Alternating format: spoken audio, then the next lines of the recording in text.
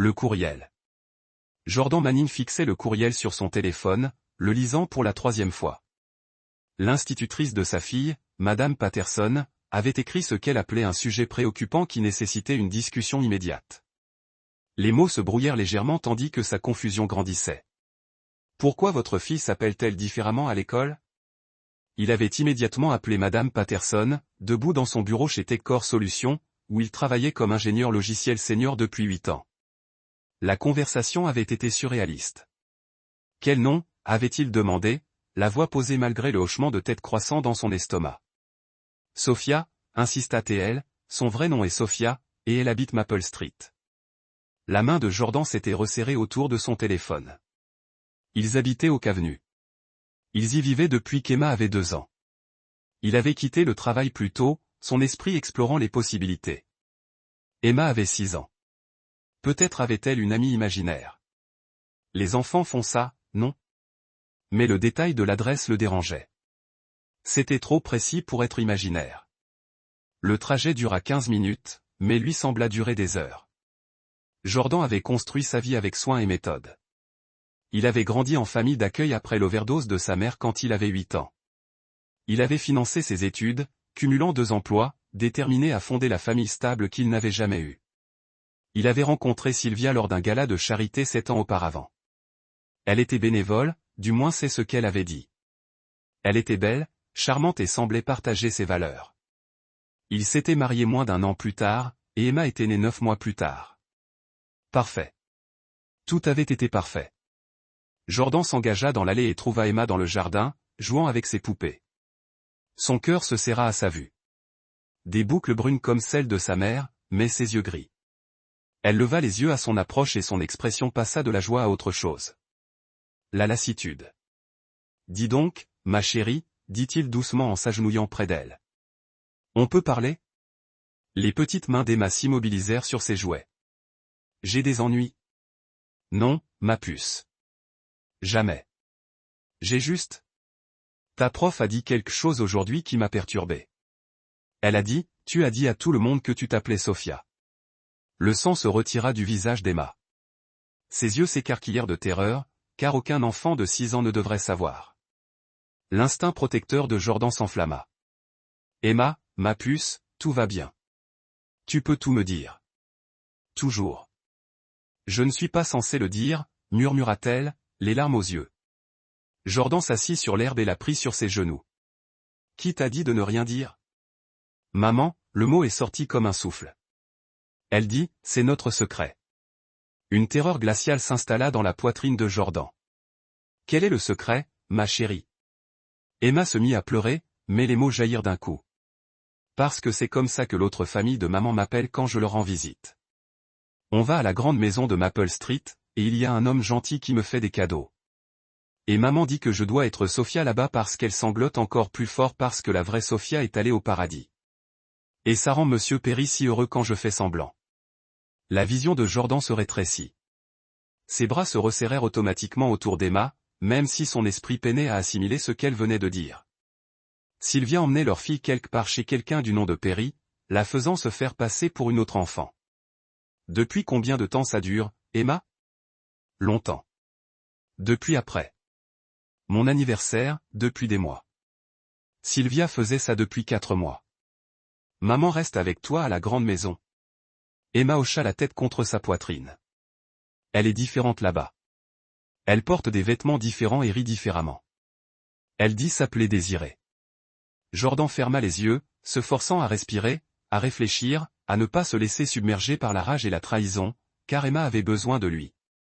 Ok, ma puce, écoute-moi. Tu n'as rien fait de mal. Rien. Tu comprends? Tu es mon Emma, tu es parfaite et tu n'as jamais besoin de prétendre être quelqu'un d'autre. Mais maman a dit, je m'en fiche de ce qu'elle a dit. Je suis ton papa et je te le dis tout de suite, tu es Emma Manning. Tu vis sur Oak Avenue et tu es aimée telle que tu es. Il se recula pour regarder son visage baigné de larmes. Je vais arranger ça, d'accord? Mais j'ai besoin que tu sois courageuse pour moi. Tu peux faire ça? Emma hocha la tête en s'essuyant le nez avec sa manche. C'est bien. Maintenant, je veux que tu... Je vais à l'intérieur et je me prépare pour le dîner. Je dois passer quelques coups de fil. Tandis qu'Emma accourait, Jordan restait sur l'herbe, les mains tremblantes d'une fureur qu'il ne parvenait pas à contenir. Il sortit son téléphone et ouvrit une application de localisation dont il avait oublié qu'elle était sur un forfait familial. La localisation de Sylvia indiquait qu'elle était de l'autre côté de la ville, sur Maple Street. Sa femme, celle avec qui il avait construit une vie, la mère de son enfant, menait une double vie, et elle y entraînait Emma. Jordan resta bouche bée. Il avait passé son enfance impuissant, à la merci d'un système défaillant. Il s'était juré de ne plus jamais être impuissant. Il s'était instruit, s'était enrichi, avait accumulé des ressources et des relations. Maintenant, il allait les utiliser toutes.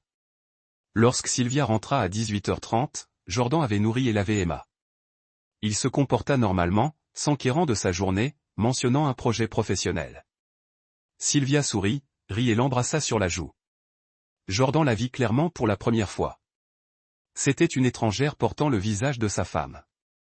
Que ce soir-là, après que Sylvia se soit endormie, Jordan fouilla dans ses affaires. Dans son sac de sport, celui qu'elle prétendait avoir emporté à son cours de pilates, il trouva un portefeuille avec une pièce d'identité. La photo était celle de Sylvia, mais le nom était de Cyril Howell. Jordan prenait tout en photo, les mains maintenant fermes. Il avait appris en famille d'accueil que l'émotion était un luxe. On survit en étant intelligent, en planifiant, en gardant 3 coups d'avance. Il ouvrit ensuite la tablette d'Emma et consulta sa galerie photo. Son souffle se coupa. Il y avait des dizaines de photos qu'il n'avait jamais vues. Sylvia et Emma devant un manoir. Emma avec un homme plus âgé, distingué, aux cheveux gris, en costume coûteux. Emma dans une chambre qui n'était pas la sienne, remplie de jouets qui n'étaient pas chez eux. Jordan téléchargea tout sur son stockage cloud crypté. Puis il passa le reste de la nuit à faire des recherches. À l'aube, il savait exactement qui était Perry Stan, et il savait exactement à quel point. Année. Certaines batailles vous marquent à jamais. Mais certains combats valent toutes les blessures car ils protègent quelque chose d'irremplaçable. Emma était irremplaçable et Jordan avait veillé à ce que le monde entier le sache. Et voilà.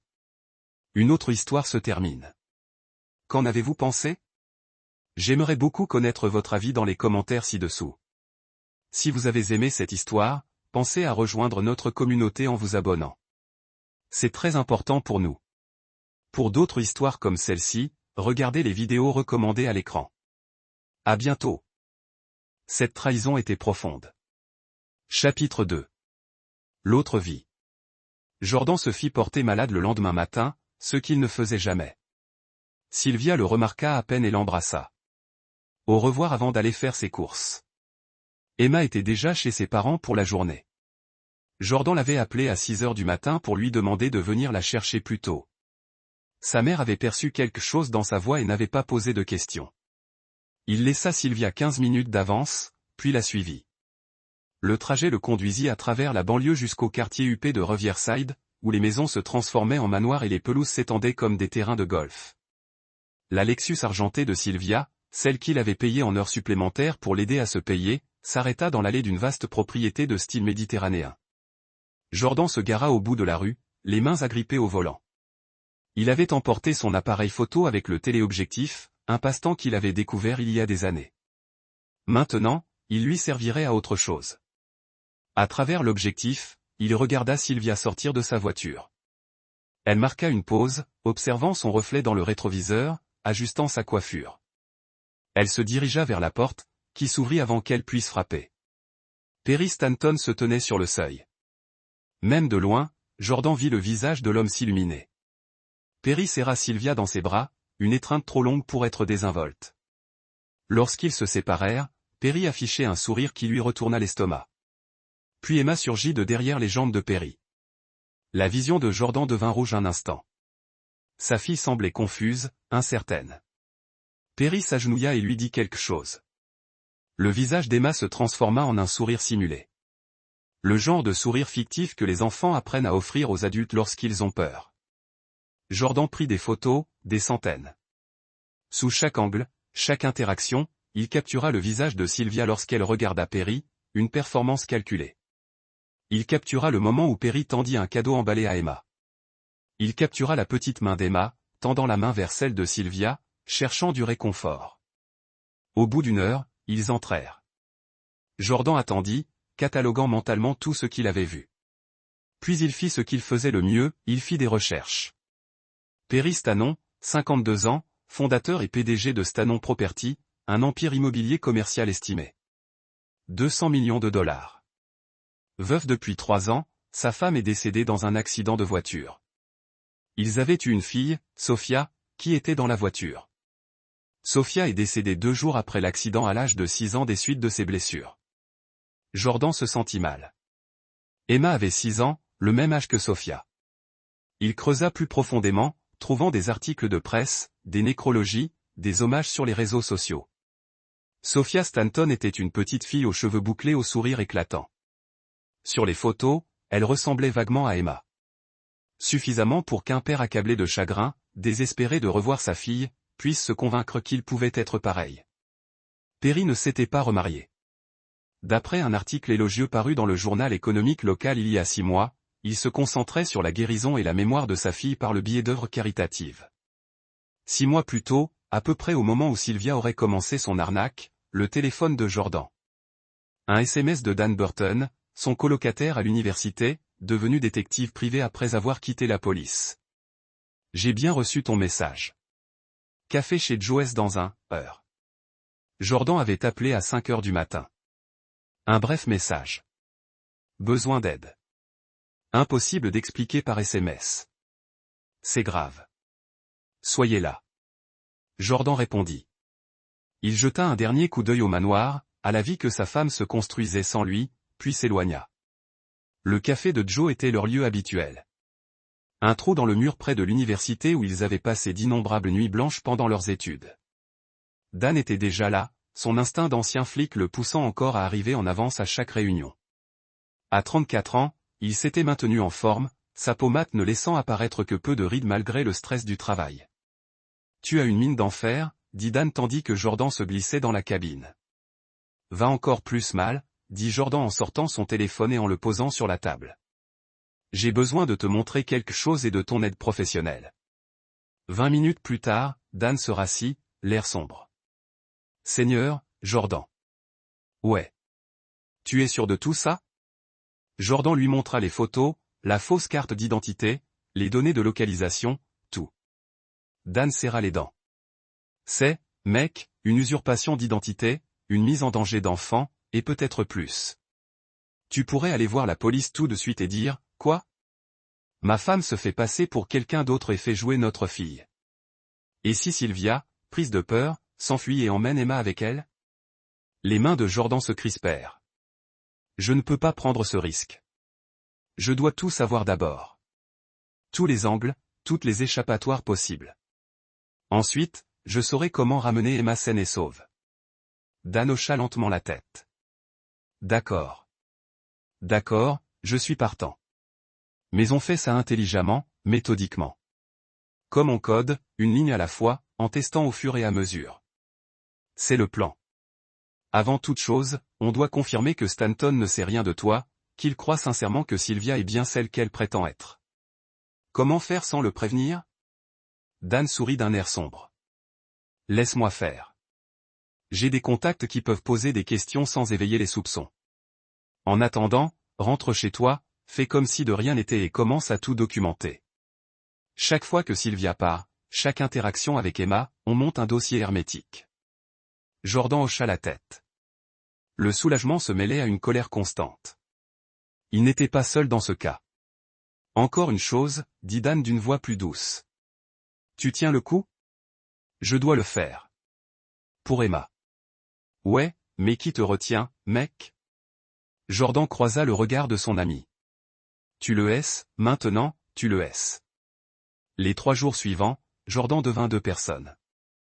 À la maison, il était le mari inconscient qui allait travailler, rentrait, jouait avec Emma, embrassait sa femme pour lui souhaiter bonne nuit. Mais entre-temps, il montait un dossier. Il avait installé des caméras cachées chez eux, légales dans leur état tant que l'une des parties était consentante. Et il était cette partie.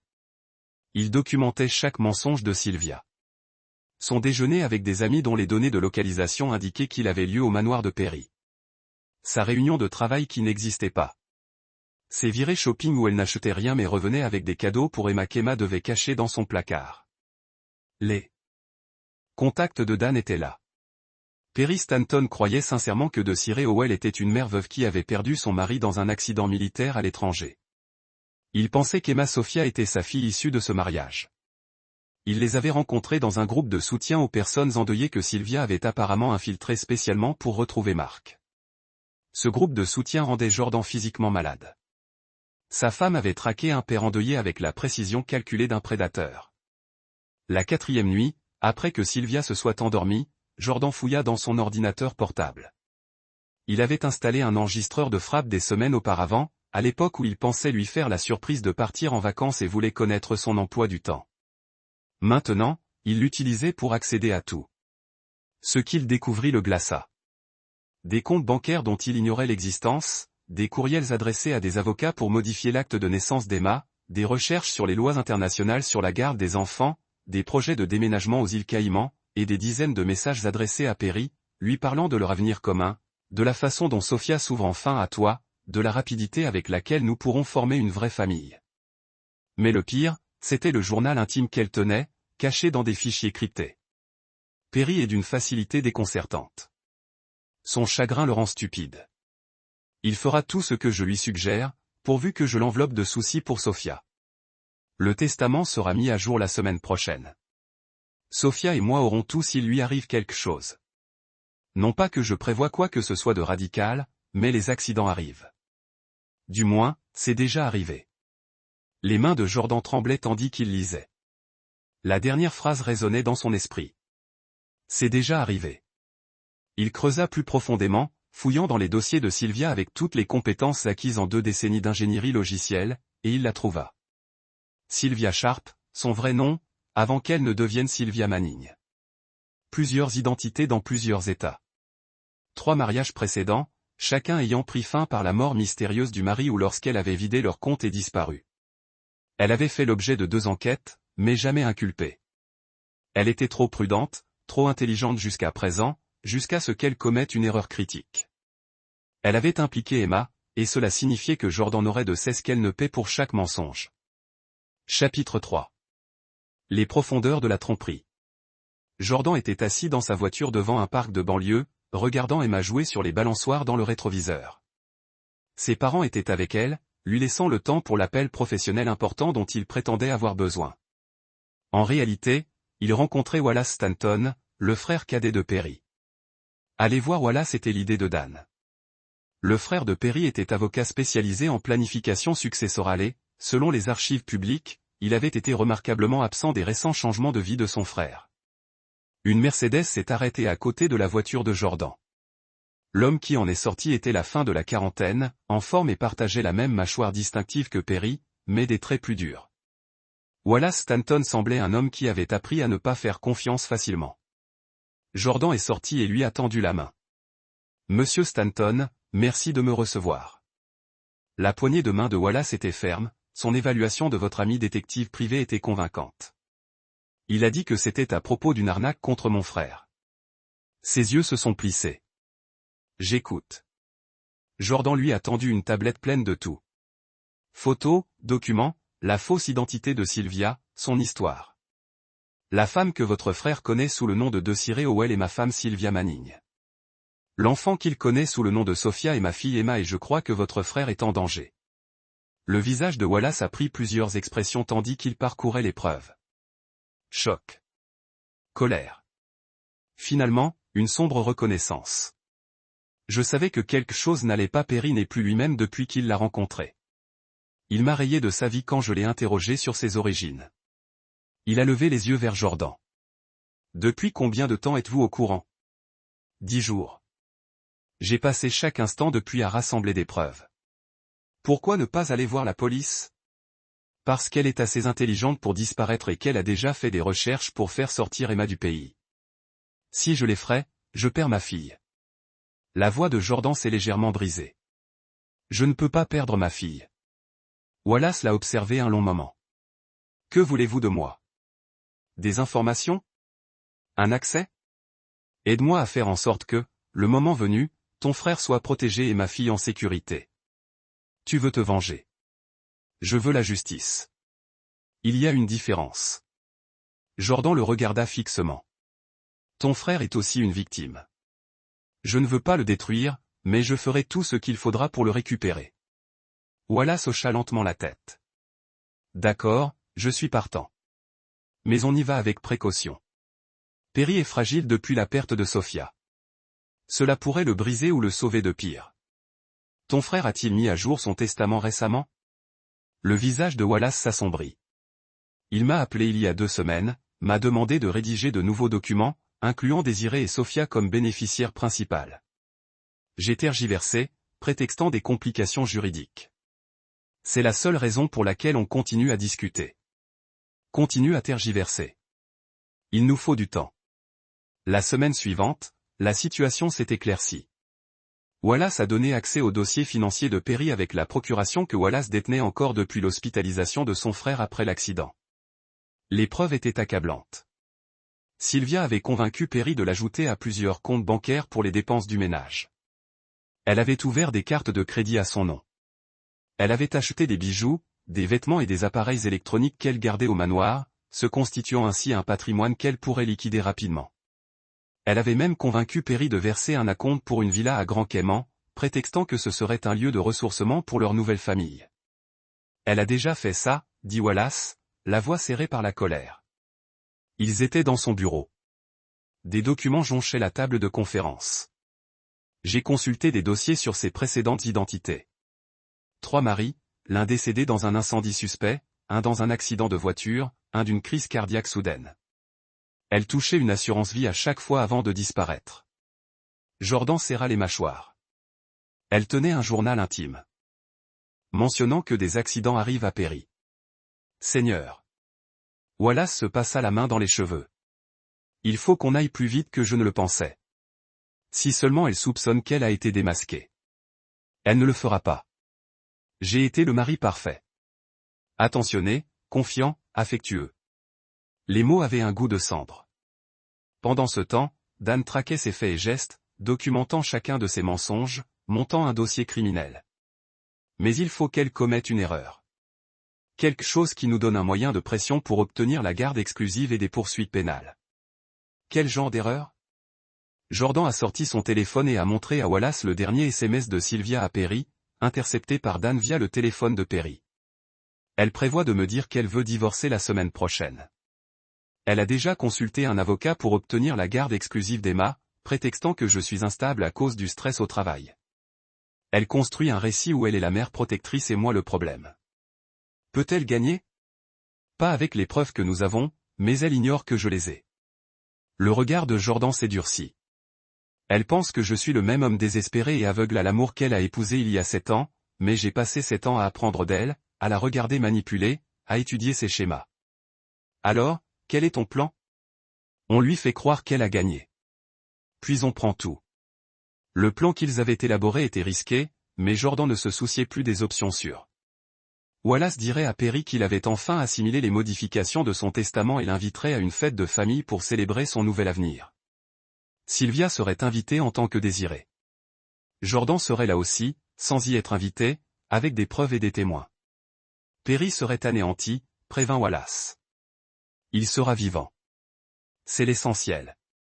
Mais d'abord, Jordan devait sécuriser Emma. Ses parents avaient déjà accepté de l'emmener pour une visite prolongée. Jordan leur en avait dit assez pour qu'ils comprennent sans les accabler d'une horreur totale. Les rendez-vous d'Emma chez le thérapeute étaient programmés. Son école avait été informée d'un éventuel problème de garde. Et l'avocat de Jordan avait préparé les documents de garde d'urgence dès l'arrestation de Sylvia. Tout était en place. Presque. La veille de la confrontation, Jordan était assis dans la chambre d'Emma, la regardant dormir. Elle paraissait apaisée maintenant, son visage détendu comme il ne l'avait pas été depuis le courriel du professeur. Il la protégeait autant que possible, lui disant que maman était malade et avait besoin d'aide, qu'elle n'aurait plus jamais à se faire passer pour Sophia.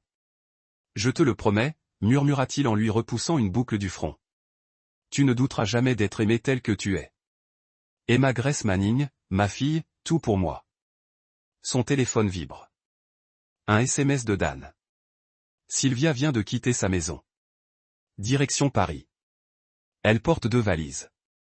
Le sang de Jordan se glace. Elle allait agir tôt. Il a appelé Wallace immédiatement. Changement de programme. Elle court ce soir. Alors, on y va maintenant. Jordan vérifiait son coffre-fort.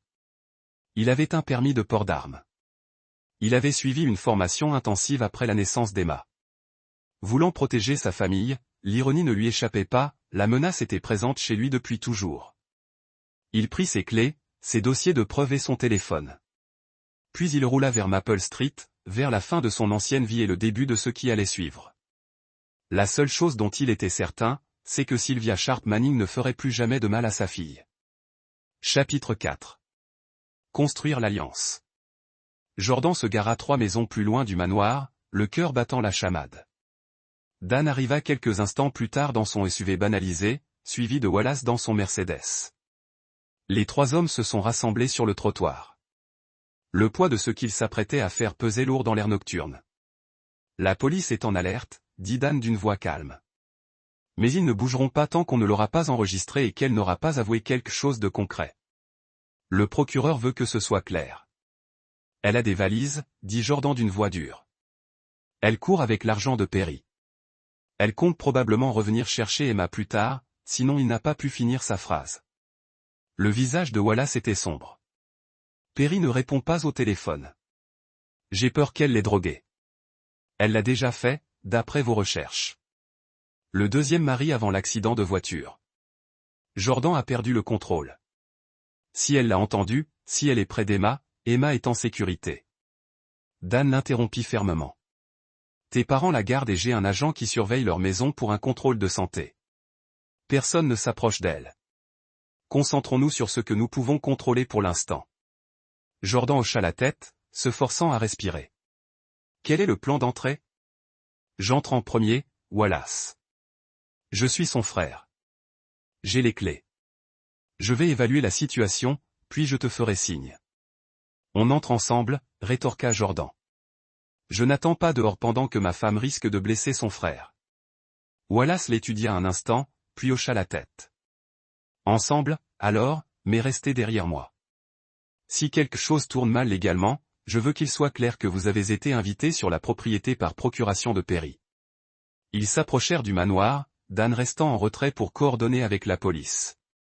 La maison était illuminée comme une fête, chaque fenêtre luisant chaudement dans la nuit. Jordan entendait de la musique à l'intérieur, quelque chose de classique et de cher. Wallace utilisa sa clé et ils entrèrent par la porte latérale qui menait à la cuisine. La musique était plus forte ici, venant du salon. Dans les voix, le rire aigu et performatif de Sylvia suivi de la voix plus grave d'un homme, brouillée et confuse. Elle l'a certainement drogué, marmonna Wallace, le visage blême. C'est ainsi que Perry sonnait après l'accident, sous analgésique. Ils traversèrent la maison et ce que Jordan vit dans le salon lui fit rougir la vue. Perry Stanton était affalé sur le canapé, le regard vitreux et perdu dans le vide. Sylvia, vêtue d'une élégante robe de cocktail que Jordan n'avait jamais vue auparavant, dirigeait 2 hommes en uniforme de déménageurs qui transportaient des objets hors de la maison. Des tableaux, des sculptures, un coffre-fort qui avait visiblement été retiré du mur. C'est exact.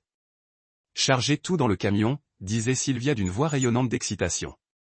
Monsieur Stanton déménage pour des raisons de santé, il faut donc faire vite. L'un des déménageurs semblait hésitant. Madame, Monsieur Stanton a signé le bon de travail, mais il semble complètement perdu. Êtes-vous sûr? Son médecin lui a prescrit un puissant médicament contre l'anxiété, dit Sylvia d'une voix douce. Je suis sa fiancée, de Sir Howell. Tout a été autorisé. Voici ma pièce d'identité.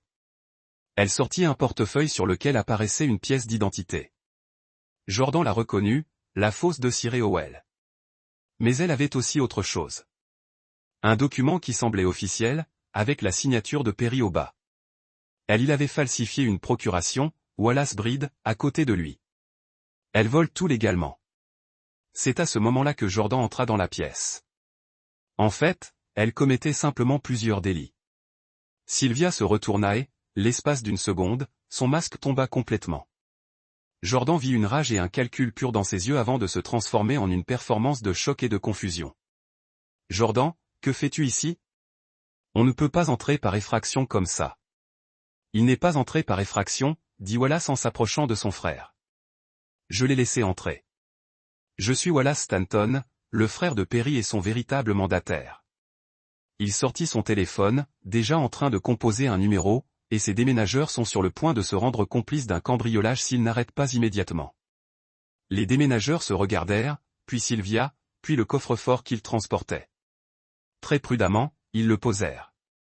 C'est de la folie, dit Sylvia en élevant la voix. Perry et moi sommes fiancés. On déménage pour commencer notre nouvelle vie ensemble. Jordan, tu es clairement en pleine dépression. Perry, dit Jordan en l'ignorant et en s'approchant du trafiquant de drogue. Tu m'entends? Tu sais ce qui se passe en ce moment? Le regard de Perry tente de se fixer sur Jordan. Qui? Je suis Jordan Manning. Le père d'Emma. La vraie Emma, pas Sophia. Le visage de Perry passa lentement de confusion à l'horreur naissante. Emma, mais Sophia, ma fille. Ta fille est morte il y a 3 ans, dit Wallace doucement mais fermement. Je suis vraiment désolé, Perry. Cette femme t'a menti. L'enfant que tu connais sous le nom de Sophia est en fait Emma Manning. Elle a 6 ans. Et cette femme, il désigna Sylvia, l'utilise pour te manipuler. Non, balbutia Perry en secouant la tête. Non, De Ciré ne le ferait pas. Nous sommes amoureux. Nous sommes une famille. Montre-lui, dit Jordan à Wallace. Wallace sortit sa tablette et montra à Perry les preuves. Avait compilé des photos de Sylvia avec Jordan, leurs photos de mariage, l'acte de naissance d'Emma avec Jordan et Sylvia mentionnant ses parents. Le dossier scolaire d'Emma mentionnait son vrai nom et leur véritable adresse.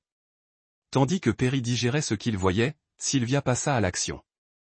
Elle se précipita vers son sac à main sur la table basse, mais Jordan fut plus rapide. Il l'avait observé tout le temps, avait vu ses yeux calculer des issues de secours.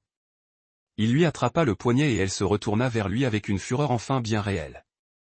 Espèce d'idiot et de pathétique, siffla-t-elle. Tu crois vraiment avoir gagné? J'ai fait ça 5 fois avant toi, et je recommencerai 5 fois après. Tu ne peux rien prouver. J'appellerai mes avocats. J'appellerai Emma, et tu ne la reverras plus jamais. Redis-le, dit calmement Jordan. Les yeux de Sylvia se plissèrent. Quoi, dis-je. Redis-le. La partie où elle a fait ça 5 fois avant. Elle se figea soudain, réalisant son erreur. Dan entra dans la pièce, son téléphone en l'air, enregistrant. Trop tard, dit Dan avec une satisfaction sombre. C'est un aveu pour de multiples chefs d'accusation de fraude et d'usurpation d'identité, plus complot en vue de commettre un vol ici même, et mise en danger d'enfants impliquant Emma. Le visage de Sylvia changea brusquement, choc, rage, calcul, et enfin acceptation froide. Tu te crois si intelligent, Jordan? Tu es toujours le même orphelin pathétique qui cherchait désespérément une famille. Il ne voyait pas ce qui se trouvait juste devant lui. Jordan s'approcha d'elle. Et lorsqu'il parla, sa voix était basse, mais imprégnée d'une conviction absolue. Tu as raison sur un point. Je cherchais désespérément une famille, mais j'en ai quand même construit une. Emma est ma famille. Et toi? Il sourit, et ce n'était pas gentil. Tu es juste quelqu'un qui a essayé de la voler. Au passé. La police arriva alors, envahissant la maison. Dan les avait appelés dès que Sylvia avait avoué. Tandis que les policiers lisaient ses droits, elle gardait les yeux fixés sur Jordan, cherchant toujours un moyen, une manipulation efficace. Emma a besoin de sa mère, tenta-t-elle. Tu ne peux pas l'élever seule. Elle sera traumatisée. Emma ira bien. Jordan l'interrompit, car elle a un père qui la protégera. Ce qu'on ne faisait jamais. Alors qu'ils emmenaient Sylvia menottée, Wallace était au téléphone avec le médecin de Perry pour obtenir des soins médicaux immédiats. Perry pleurait. Répétez, ma Sophia, Jordan ressentait une pointe de pitié pour cet homme, même si elle savait que Perry avait participé volontairement à sa propre tromperie. Mais ce serait un autre problème. Pour l'instant, Jordan avait besoin de rentrer chez lui, de voir Emma, de tenir sa fille dans ses bras et de lui promettre que le cauchemar était terminé. Dan le raccompagna chez lui. Aucun des deux ne parlait beaucoup. Alors que j'arrivais devant la maison de Jordan, Dan rompit enfin le silence. Tu as bien fait, mec. Emma a de la chance de t'avoir. J'ai de la chance de l'avoir, corrigea Jordan. C'est la seule chose qui m'a permis de rester sain d'esprit pendant tout ce temps. Et maintenant? Maintenant? Jordan leva les yeux vers sa maison. Leur maison? Celle d'Emma. Maintenant, je la reconstruis et je m'assure que ma fille sache qu'elle n'aura plus jamais à se faire passer pour quelqu'un d'autre qu'elle-même. Chapitre 5. Le piège jaillit. L'audience pour la garde exclusive d'urgence eut lieu 3 jours après l'arrestation de Sylvia. Jordan était assis dans la salle d'audience. Son avocate, une femme perspicace nommée Maggie Lawson, que Dan lui avait recommandée, était à ses côtés. De l'autre côté de l'allée, Sylvia était assise avec un avocat commis d'office, les mains jointes calmement sur ses genoux. Sa libération sous caution avait été refusée, considérée comme risquant de fuir après la découverte de billets d'avion pour les îles Caïmans dans ses affaires. Le juge Alan Eden examina les preuves d'un air sombre, les faux papiers, les fausses identités, les entrées du journal intime, les enregistrements. Mais le plus accablant fut l'évaluation psychologique d'Emma réalisée par 2 thérapeutes pour enfants. Votre fille présente des signes d'anxiété sévère, dit le juge Eden en regardant Jordan par-dessus ses lunettes de lecture. Elle fait des cauchemars, exprimant une confusion quant à sa propre identité. Les thérapeutes sont tous deux d'accord. Elle a été soumise à des abus psychologiques. Les mains de Jordan se crispèrent sur ses genoux, l'entendre dire de manière si clinique le rendait réel d'une nouvelle manière. Son bébé avait été profondément blessé par la femme qui lui avait donné naissance. Madame Manning. Le juge se tourna vers Sylvia. Avez-vous quelque chose à dire? Sylvia se leva et Jordan se prépara à une autre manipulation. Mais ce qui en sortit fut pire que ce à quoi il s'était attendu. Votre honneur, j'aime ma fille. Tout ce que j'ai fait était de lui offrir une vie meilleure. La Jordanie gagne à peine 6 chiffres. Perry Stanton vaut 200 millions. J'assurais l'avenir d'Emma. La salle d'audience est devenue silencieuse. Même son propre avocat avait l'air stupéfait. Vous reconnaissez une fraude? A demandé le juge Eden, incrédule. J'avoue être une mère pragmatique. Ma fille mérite ce qu'il y a de mieux et j'étais prêt à faire tout ce qu'il fallait pour le lui offrir. Jordan se leva d'un coup. Vous l'avez utilisée. Vous avez menti à propos de son propre nom, il y avait 6 ans. Elle lui a fait faire semblant d'être une enfant morte pour manipuler un homme en deuil. Père. Ce n'est pas la maternité. C'est de la sociopathie. Monsieur Manning, asseyez-vous. Ordonna le juge Eden, mais son ton n'était pas dur. Le juge regarda Sylvia avec quelque chose proche du dégoût. Madame Manning, je suis sur ce banc depuis 20 ans. J'ai vu des parents commettre de terribles erreurs, mais ce que vous décrivez n'est pas une erreur. C'est de l'exploitation calculée d'un enfant. Il signa les papiers devant lui avec des traits vifs et furieux. La garde complète est accordée à Jordan Manning, avec effet immédiat. Visite supervisée uniquement pour Sylvia Manning, épinglant l'issue de son procès pénal. Et Madame Manning, je recommande au procureur d'ajouter les accusations de mise en danger d'enfants à vos accusations actuelles. Le masque de Sylvia a fini par se fissurer. Vous ne pouvez pas me prendre ma fille. Vous l'avez fait vous-même, dit froidement le juge Eden. Nous sommes ajournés. Tandis que je conduisais Sylvia dehors, elle criait sur ses droits, sur le fait que Jordan empoisonnait tout le monde contre elle. Jordan restait là, tremblant de soulagement et de résidus. Colère. C'est fini, dit doucement Maggie. Emma est à toi légalement entièrement. Ce n'est pas fini tant que le procès pénal n'est pas terminé, a répondu Jordan. Jusqu'à ce que je sache qu'elle ne pourra plus jamais blesser Emma. Le procès pénal a duré 8 semaines pour se préparer. Pendant ce temps, Jordan s'est concentré sur la guérison d'Emma. Le thérapeute l'avait prévenu que ce serait un long processus. Emma avait été amenée à remettre en question sa propre identité et avait été utilisée comme un outil de manipulation par un adulte. Ce genre de dégâts ne guérissait pas du jour au lendemain. Mais Emma était forte, plus forte que Jordan ne l'avait imaginé. Elle a commencé à dessiner en thérapie. Photo d'une petite fille qui était moitié Emma et moitié Sophia, en train de se rétablir lentement. Au fil des semaines, elle posait des questions difficiles sur les raisons pour lesquelles maman avait menti, pourquoi elle avait dû faire semblant. Jordan a répondu aussi honnêtement qu'il a pu sans la détruire. Parfois, les adultes font de très mauvais choix parce qu'ils veulent des choses qui ne leur appartiennent pas. Ta mère voulait des choses plus que te protéger. Et c'était faux. Mais ce n'est pas ta faute. Et ce n'est pas qui tu sont. Suis-je Emma ou Sophia? Demanda-t-elle un soir, recroquevillée sur ses genoux. Vous êtes Emma Grace Manning. Tu as toujours été Emma. Sophia était une petite fille décédée et elle manquait beaucoup à un homme triste. Mais tu n'es pas elle et tu ne l'as jamais été. Tu es toi complètement parfaitement toi. J'aime être Emma. Elle murmura bien parce qu'Emma est ma personne préférée au monde entier. Le procès lui-même a été brutal. Jordan a dû témoigner pour avoir trouvé des preuves sur les mensonges systématiques sur le traumatisme d'Emma. Wallace Tanon a témoigné de la manipulation de son frère concernant les faux documents. Perry lui-même a témoigné, paraissant 20 ans de plus qu'il y a quelques mois, sur la façon dont Sylvia l'avait ciblé sur ses plus vulnérables. Mais le témoignage le plus dommageable est venu du travail d'enquête de Dan. Il avait retrouvé 2 des précédentes victimes de Sylvia, des hommes qui avaient survécu à son arnaque mais qui avaient trop peur ou trop honte pour porter plainte auparavant. Ils ont témoigné de ses schémas, de ses méthodes, de la manière dont elle les avait étudiés pour découvrir leurs faiblesses et les exploiter.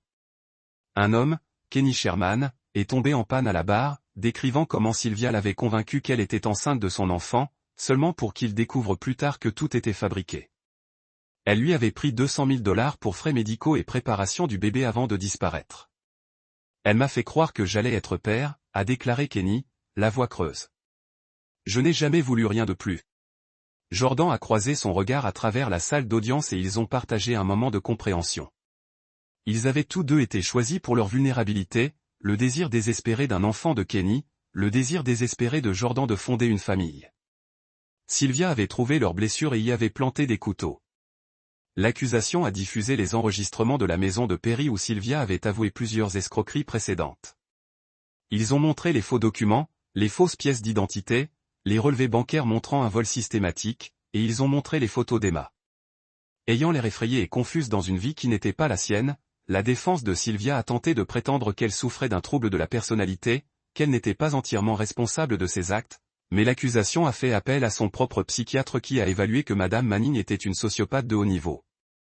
Le psychiatre a déclaré qu'elle comprenait le bien du mal parce qu'elle croyait avoir droit à tout ce qu'elle voulait. Elle causait. Ce n'est pas mental. Maladie. C'est un choix. Le jury a délibéré pendant 4 heures. Quand il revint, Jordan retenait son souffle.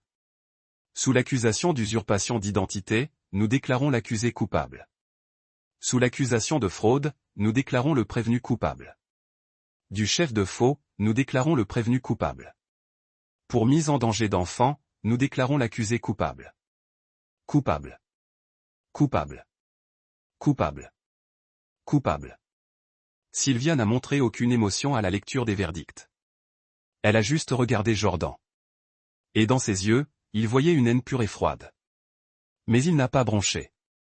Il lui rendit son regard et lui fit voir qu'elle ne l'avait pas brisé. Elle avait essayé de détruire sa famille, mais il l'avait sauvée. Lors du prononcé de la peine 2 semaines plus tard, le juge Eden lui a imposé le maximum pour chaque accusation. 15 ans à servir. Consécutivement. Avec un bon comportement, elle pourrait s'en sortir dans 12 ans. Emma aurait alors 18 ans, une femme adulte, à l'abri des manipulations de sa mère.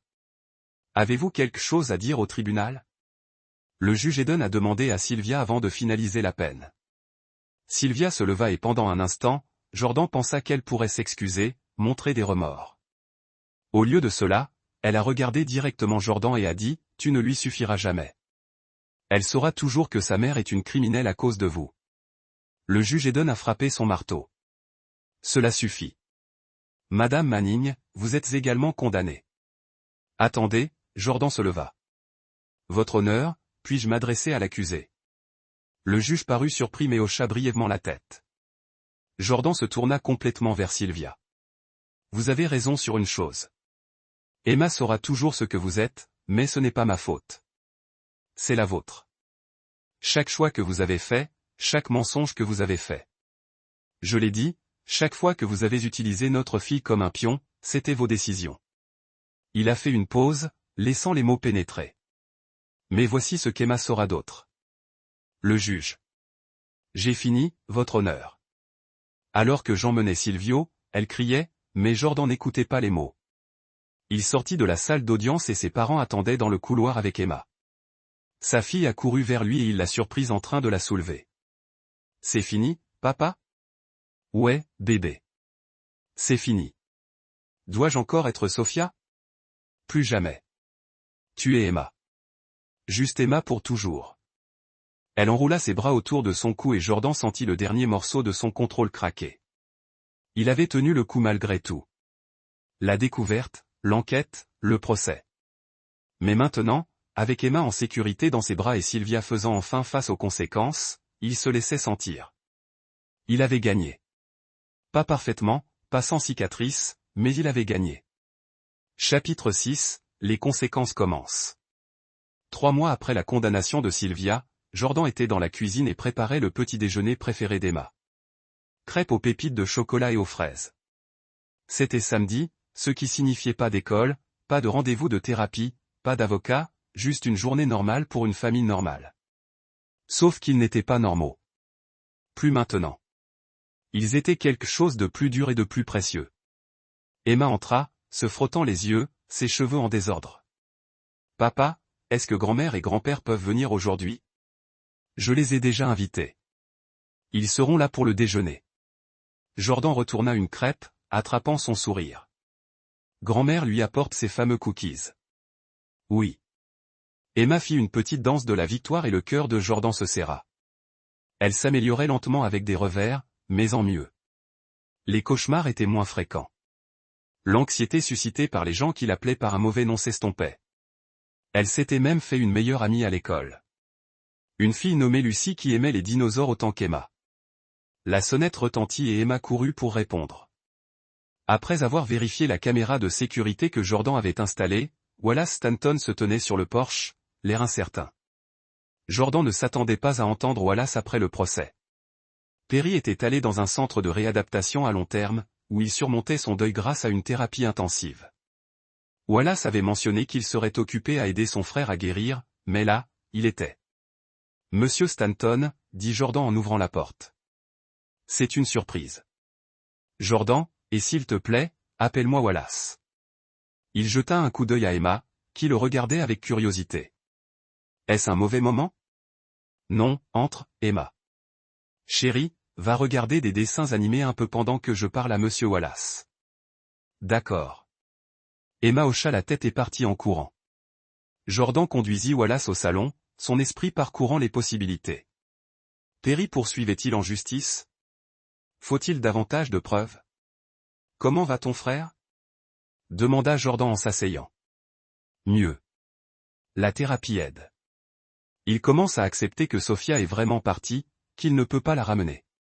L'expression de Wallace était peinée. Je suis venu m'excuser. Jordan cligna des yeux. Pourquoi? Pour ne pas l'avoir vu plus tôt. Pour ne pas avoir mieux protégé Perry, si je m'étais davantage impliqué, si je ne l'avais pas laissé me repousser. Alors Sylvia aurait trouvé un angle différent. Jordan l'interrompit. C'est ce que font les gens comme elle. Ils trouvent les fissures et les exploitent. Celui de ton frère le chagrin n'était pas de votre faute, et sa manipulation non plus. Wallace le regarda pendant un long moment. Vous n'êtes remarquablement pas en colère pour quelqu'un qui a vécu ce que vous avez fait. Jordan rit, mais c'était creux. Oh, je suis en colère. Je suis furieux. Certains jours, je me réveille et je suis tellement en colère que je peux à peine respirer. Mais Emma n'a pas besoin de ma colère. Elle a besoin de moi régulièrement. Alors je garde la colère pour mon thérapeute dans le gymnase. Tu es aussi en thérapie? Bon sang, c'est vrai. Qu'a fait Sylvie? Découvrir que toute ta vie était un mensonge. Cela ne disparaît pas. Jordan croisa le regard de Wallace. Mais je ne vais pas la laisser détruire ce qui reste. Emma est notre construction de quelque chose de nouveau, de réel. Wallace hocha lentement la tête. Perry voulait que je te donne quelque chose. Il en sortit une enveloppe. Ce n'est pas une question d'argent ou d'excuses. Il n'est toujours pas prêt à affronter directement ce qui s'est passé, mais il a créé un fonds universitaire pour Emma. Voyage complet jusqu'à n'importe quelle école qu'elle veut. École supérieure incluse. La gorge de Jordan se serra. Ce n'est pas obligatoire. Il le veut. Il a dit que la voix de Wallace s'était légèrement brisée.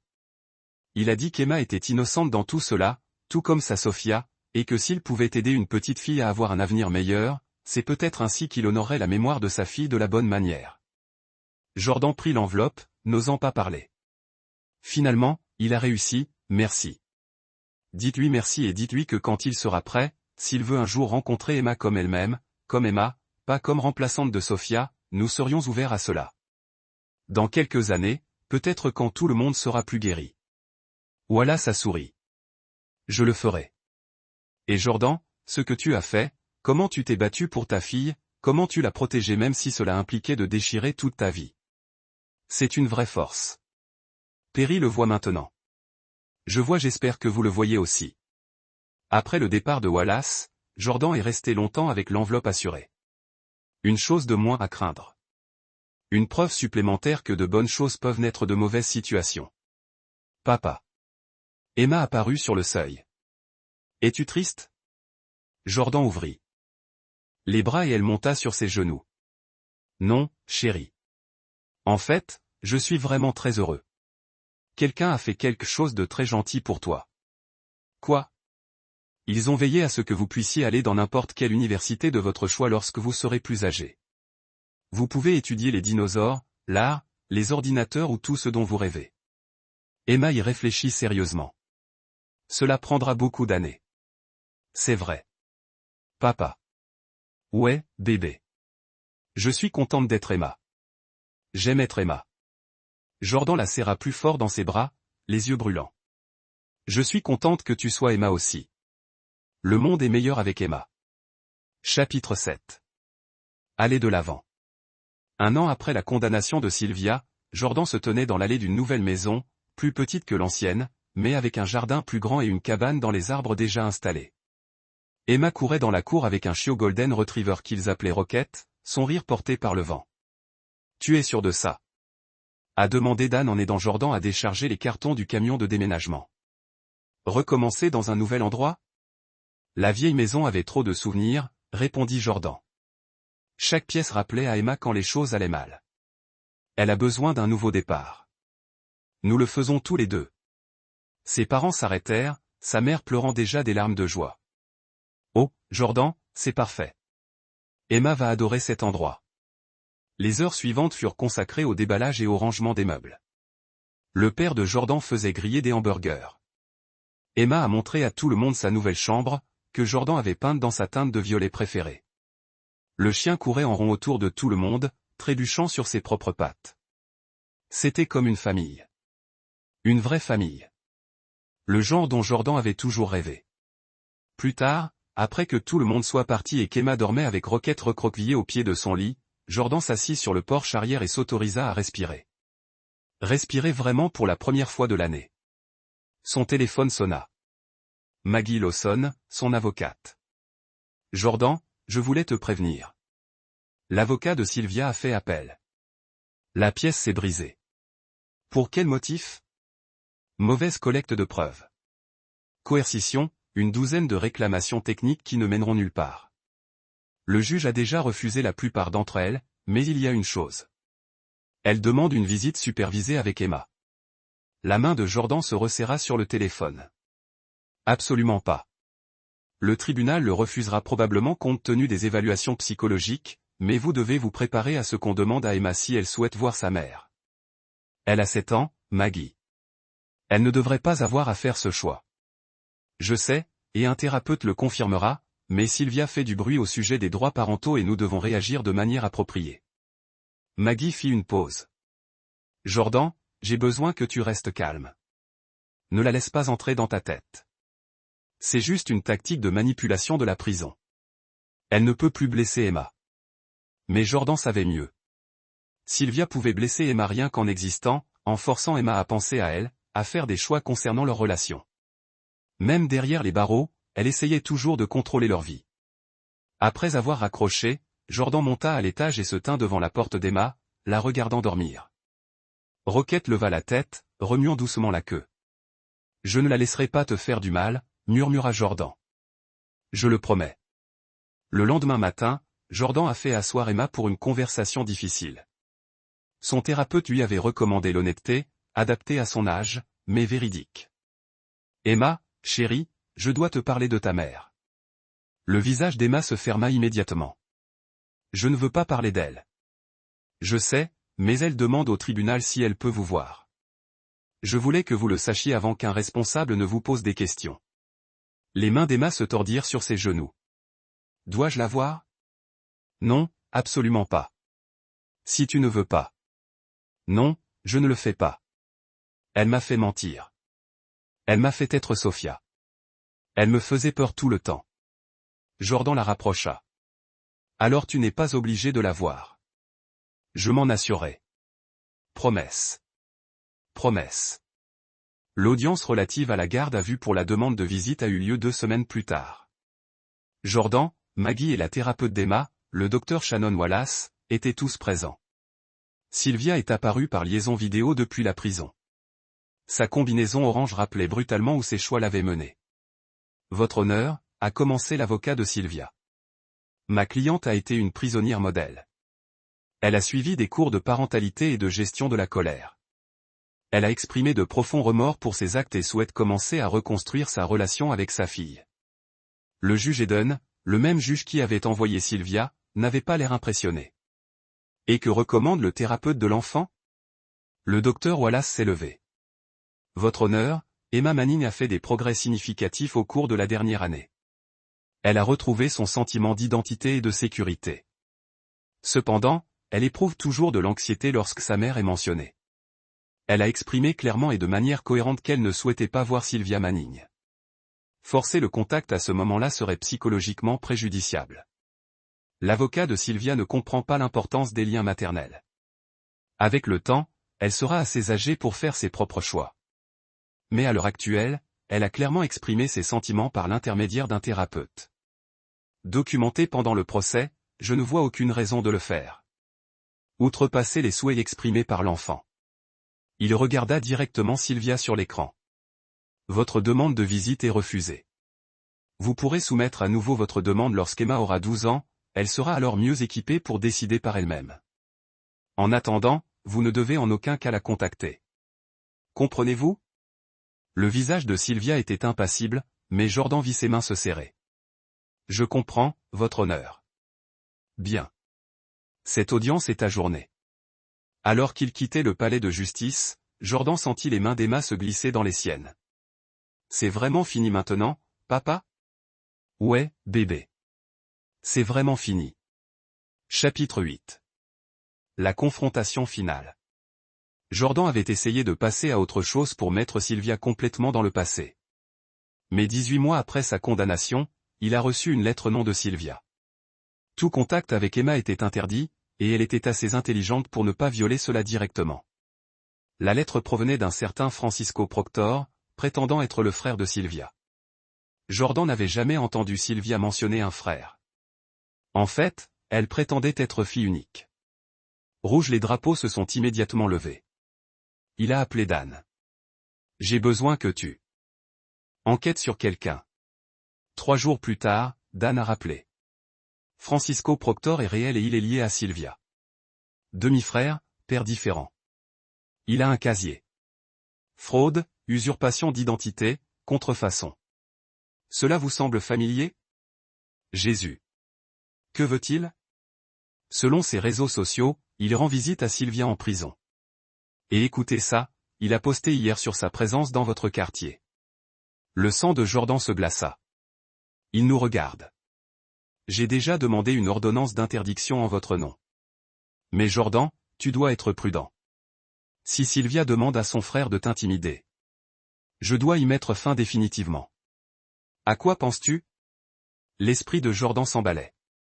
Sylvia orchestrait quelque chose depuis la prison, en utilisant son frère comme mandataire. Elle ne pouvait pas contacter Emma directement, mais elle pouvait demander à Francisco de les suivre, d'intimider Jordan, et peut-être même d'essayer d'attraper Emma. Je pense qu'il est temps pour Sylvia de comprendre qu'elle a complètement perdu. Pas seulement légalement, mais de toutes les manières compte. La voix de Jordan était dure. Organiser une rencontre avec elle. Visite en prison. Je veux lui faire face une dernière fois. Es-tu sûr que c'est une bonne idée? Non, mais c'est nécessaire. La prison était un bâtiment gris et déprimant à 2 heures du domicile de Jordan. Il n'était jamais venu auparavant. Je n'avais jamais voulu revoir Sylvia, mais cela devait être fait. Ils l'ont conduit dans une salle de visite séparée par d'épaisses vitres. Sylvia apparaissait de l'autre côté, plus mince mais non moins calculatrice. Ses yeux s'illuminèrent lorsqu'elle vit Jordan et il se sentit malade. « Jordan, dit-elle au téléphone. Je savais que tu finirais par venir. Votre frère suit-il ma fille ?» Sylvie sourit. « Je ne sais pas de quoi tu parles. Ne joue pas à des jeux avec moi, Sylvia. Ou devrais-je t'appeler Rebecca ou Melissa ou quel que soit ton vrai nom ?» Son sourire s'effaça. « Je m'appelle Sylvia Sharp. Cela a toujours été Sylvia Sharp. Les autres noms n'étaient que des outils. Genre, Emma était un outil. Emma était ma fille. Non, Emma est ma fille. Tu étais juste le personne qui lui a donné naissance. Vous avez perdu le droit de vous appeler sa mère au moment où vous l'avez utilisé comme un pion. » Jordan se pencha en avant. « Voici ce qui va se passer. Tu vas rappeler ton frère. Vous allez lui dire de nous laisser tranquilles, de ne plus jamais approcher Emma, ou je ferai en sorte que chacune de vos précédentes victimes sache exactement où vous êtes et ce que vous leur avez fait. Ils le savent déjà. J'ai été condamné. Certains d'entre eux le savent, mais j'ai demandé à Dan de faire des recherches et nous avons trouvé au moins 4 autres hommes que vous avez escroqués et qui ne se sont jamais manifestés. Des hommes en colère, qui ont des ressources, qui aimeraient savoir exactement dans quelle prison vous êtes. » La voix de Jordan était froide. « Les prisons sont des endroits dangereux, Sylvia. Surtout pour les gens qui se sont fait des ennemis. » Le visage de Sylvia était pâle. « Vous me menacez. Je te fais une promesse. Laissez Emma tranquille. Laissez-moi tranquille. Ou je dépenserai toutes mes ressources pour que votre vie derrière les barreaux soit aussi misérable que vous avez rendu la vie de notre fille en dehors d'eux. Je suis sa mère. Vous êtes un sociopathe qui a utilisé un enfant pour voler un père en deuil. » Jordan s'est levé. Emma a 7 ans et elle dort enfin toute la nuit sans cauchemar. Elle croit enfin qu'elle suffit d'être elle-même. Je mourrai avant de te laisser l'endommager à nouveau. Sylvia le regarda et pour la première fois, Jordan vit quelque chose comme de la peur dans ses yeux. Si quelque chose m'arrive ici, alors c'est le karma ou la justice ou simplement les conséquences de vos actions qui vous rattrapent. Jordan décrocha le téléphone une dernière fois. Au revoir, Sylvie. Ne nous contactez plus car la prochaine fois je ne serai pas aussi gentil. Il est sorti sans se retourner. 2 jours plus tard, Dan a appelé. Francisco Proctor vient de publier sur les réseaux sociaux qu'il déménage en Floride. Il a dit qu'il avait besoin d'un nouveau départ. C'était rapide. J'ai peut-être eu une conversation avec lui. Il lui expliqua très soigneusement ce qui se passerait s'il s'approchait à nouveau d'Emma. Je lui ai montré l'ordonnance de ne pas faire. J'ai mentionné que j'avais beaucoup d'amis dans les forces de l'ordre. Dan fit une pause. C'est un tyran, Jordan. Et les intimidateurs abandonnent quand quelqu'un leur tient tête. Merci toujours. Chapitre 9. Un nouveau départ. 2 ans après la condamnation de Sylvia, Jordan se tenait dans l'auditorium de l'école et regardait Emma jouer dans sa pièce de 3e année. Elle jouait un arbre, pas le rôle principal, mais elle s'en fichait. Elle était rayonnante, riait avec ses amis, complètement présente à l'instant présent. Perry Stanton était assis 3 rangées devant, son frère Wallace à ses côtés. Perry l'avait contacté il y a 6 mois pour lui demander s'il pouvait assister à l'un des événements scolaires d'Emma, pas pour lui parler, pour ne pas s'immiscer, juste pour la voir heureuse.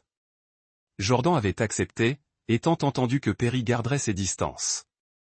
Perry avait tenu parole. Il venait aux pièces de théâtre et aux matchs de football, toujours assis loin, toujours avant que la foule ne se disperse. Il n'a jamais approché Emma, n'a jamais essayé de revivre le passé. Il vient de témoigner de son cadeau. Et Jordan comprenait pourquoi Perry avait besoin de voir qu'Emma allait bien, qu'elle n'était pas définie par ce qui s'était passé, qu'elle s'épanouissait. Après le jouet, alors que Jordan et Emma se dirigeaient vers la voiture, Perry s'approcha prudemment.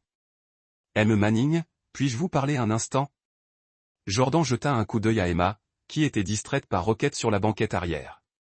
En bref, Perry avait l'air plus âgé maintenant, mais plus en paix. « Je ne peux pas changer ce qui s'est passé. Je ne peux pas ramener ma fille, et je ne peux pas annuler ce que j'ai laissé arriver à la vôtre. Mais peut-être que je peux aider d'autres enfants. » Il a fait une pause. « Vous savez, pas intentionnellement, Mais quand vous exposez ce qu'elle faisait, vous m'avez sauvé de tout ce qu'elle avait prévu ensuite, je vous dois plus que ce que je pourrai jamais rembourser. L'avenir d'Emma. Jordan lui tendit alors la main. Je pense que c'est une belle idée. Merci. Perry lui serra la main puis s'éloigna. Jordan le regarda partir, ressentant un mélange complexe d'émotions. Perry avait également été une victime, à sa manière. Ils avaient tous été pris dans la toile de Sylvia, mais ils avaient tous réussi à s'en sortir. Cette nuit-là, alors que Jordan bordait Emma dans son lit, elle posa la question qui l'attendait. « Papa, qui était cet homme à ma pièce ?» Il avait l'air triste. Jordan s'assit au bord de son lit. C'était Perry Stanton. Vous. Souvenez-vous de lui? Le visage d'Emma s'est froissé depuis que maman m'a fait être Sophia. Ouais, mais il ne savait pas que c'était ce qui se passait. Il pensait que tu étais vraiment sa fille parce qu'il voulait tellement que sa vraie fille soit encore en vie. C'est triste. C'est vrai. Mais il va mieux maintenant. Et il voulait te voir heureuse parce que ça lui fait du bien de savoir que tu vas bien. Emma réfléchit à cela. Est-ce qu'il va essayer de m'emmener? Jamais. Tu es ma fille. Non, on peut t'éloigner de moi. Bien. Emma se blottit plus profondément dans ses couvertures. J'aime être Emma Manning. Je ne veux plus jamais être quelqu'un d'autre. Jordan l'embrassa sur le front. Vous n'êtes pas obligé de l'être. Tu es parfait exactement comme tu es. 3 mois plus tard, Jordan a reçu un appel de Maggie. L'appel de Sylvia a été officiellement rejeté. La condamnation demeure. Elle purgera la totalité de sa peine. Jordan laissa échapper un soupir qu'il ne savait pas qu'il retenait. Donc c'est vraiment fini. C'est vraiment fini. Sauf miracle, elle ne sera pas éligible à la libération conditionnelle avant au moins 10 ans. Emma aura 17 ans, assez vieille pour prendre ses propres décisions concernant toute relation avec sa mère. Après avoir raccroché, Jordan est allé chercher Emma. Elle était dans le jardin avec Roquette, lui apprenant à aller chercher. Le soleil du soir projetait une lumière dorée sur l'herbe et son rire était clair et joyeux. C'était pour cela qu'il s'était battu. Pas de vengeance, pas de punition, même si cela avait été nécessaire. Il s'était battu pour ce moment. Son fille, heureuse et entière, ne vivant plus dans la peur ni la confusion. Emma leva les yeux et le vit. « Papa, viens jouer avec nous. » Jordan s'approcha et Roquette sauta immédiatement sur lui, remuant furieusement la queue. Emma rigola, essayant de retirer le chien. « Emma, dit Jordan, attirant son attention. Je t'aime. Vous le savez, n'est-ce pas? Elle le regardait avec ses yeux gris clairs, ses yeux. Je sais, papa. Je t'aime aussi. Bien, parce que tu es la meilleure chose qui me soit jamais arrivée. Emma le serra fort dans ses bras. Tu es aussi la meilleure chose qui me soit arrivée. Vous m'avez sauvé des temps effrayants.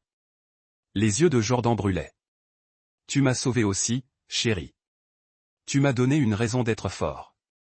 Ils jouèrent dans la cour jusqu'au coucher du soleil, faisant des courses de fusée entre eux. Le rire d'Emma se mélange à celui de Jordan. La nouvelle maison attendait, remplie de photos d'eux deux. Aucune trace du passé qu'ils avaient laissé derrière eux. Plus tard, après qu'Emma se soit endormie, Jordan s'est assis sur le porche avec une bière et son verre. Téléphone. Il fit défiler les photos. Le premier jour d'Emma dans sa nouvelle école, son équipe de football gagnant un match, sa fête d'anniversaire entourée de vrais amis qui la connaissaient sous le nom d'Emma et rien d'autre. Il pensa à Sylvia enfermée, coupée de la fille qu'elle essayait d'utiliser. Il pensa à Perry construisant quelque chose de bien à partir de son chagrin. Il a pensé à toutes les façons dont la vie pourrait mal tourner et à toutes les façons dont elle pourrait être sauvée. Surtout, il pensait à Emma, sa fille, sa combattante, à son rappel que l'amour, le véritable amour, signifiait protection, pas possession, signifiait construire quelqu'un, pas l'utiliser comme un outil. Le texte de Dan apparut sur son écran. « Comment ça va, mec ?» Jordan a répondu. « Bien. Vraiment bien. Nous y sommes parvenus. Vous avez fait plus que réussir. Vous avez gagné. » Jordan regarda par la fenêtre la chambre d'Emma où une veilleuse projetait de douces ombres. « Oui, nous l'avons fait. » Et pour la première fois depuis que cet email destiné à Madame Patterson avait bouleversé son monde, Jordan y croyait. Ils n'avaient pas seulement survécu. Ils avaient reconstruit. Ils ont créé quelque chose de plus fort que ce qui avait été cassé. Emma était en sécurité. Emma était heureuse. Emma était exactement celle qu'elle était censée être. Et c'était une victoire suffisante. La fin. 6 ans plus tard, Jordan se tenait dans la cuisine de leur maison, désormais familière et remplie d'années de souvenirs. Emma, aujourd'hui âgée de 13 ans, était assise à table et faisait ses devoirs. Roquette, maintenant gris muselé et plus lent à ses pieds. La sonnette retentit et Emma se leva d'un bond pour répondre. « Papa, c'est un paquet pour toi. » Jordan a pris la boîte en notant l'adresse de retour. La Fondation Sophia et Emma. À l'intérieur se trouvait une photo encadrée de la nouvelle installation de la Fondation, un refuge pour enfants retirés de situations de maltraitance. Une plaque disait, en l'honneur de Jordan Manning, qui nous a montré à quoi ressemble la vraie parentalité. Emma regarda par-dessus son épaule. C'est sympa. Tu vas le raccrocher? Peut-être dans mon bureau. Jordan l'a mis de côté. Comment se passent les devoirs? Presque terminé. Alors on peut regarder ce film? Celui avec les dinosaures? Évidemment. Emma sourit. Quel autre genre de film existe-t-il? Jordan rit, l'énervant cheveux. Elle grandissait forte, confiante et gentille. Elle était tout ce qu'il avait espéré et bien plus encore. Son téléphone buzz. Une alerte nouvelle. Sylvia Sharp Manning, une fraudeuse reconnue coupable, s'est vue refuser la libération conditionnelle pour la 3e année consécutive. La Jordanie a supprimé la notification sans poursuivre la lecture. Cette partie de leur vie était terminée. Sylvia était le cauchemar d'hier. Emma était la joie d'aujourd'hui et l'espoir de demain. Papa. Emma le regarda, son expression sérieuse pendant un moment. Merci pourquoi, chérie? Pour avoir combattu pour moi. Madame Wallace, ma thérapeute. Elle m'a aidé à tout mieux comprendre. Que s'est-il passé? Pourquoi j'avais tort? Pourquoi ce n'était pas ma faute? Les yeux d'Emma étaient brillants mais clairs. Mais c'est toi qui m'as sauvé. Alors merci. Jordan l'a pris dans ses bras. Tu n'auras jamais à me remercier pour ça. Être ton père est le plus beau cadeau de ma vie. Même avec tout le drame, surtout avec tout le drame, parce que cela s'est avéré quelque chose d'important. Quoi? Que nous sommes incassables. Toi et moi, peu importe ce que le monde nous réserve. Nous nous sommes rencontrés, et ça suffit. Emma le serra plus fort. Plus que suffisant. Dehors, le soleil se couchait un autre jour. À l'intérieur, père et fille se sont installés pour regarder leur film. Roquette ronflant doucement à leurs pieds. Le passé était derrière eux. L'avenir s'étendait, plein de possibilités. Et Jordan Manning, qui avait autrefois été un enfant adoptif impuissant rêvant de fonder une famille, avait construit exactement ce qu'il avait toujours voulu. Une maison remplie d'amour véritable, de confiance réelle et une fille qui savait sans aucun doute qu'elle était appréciée pour qui elle était exactement. Certaines victoires prennent des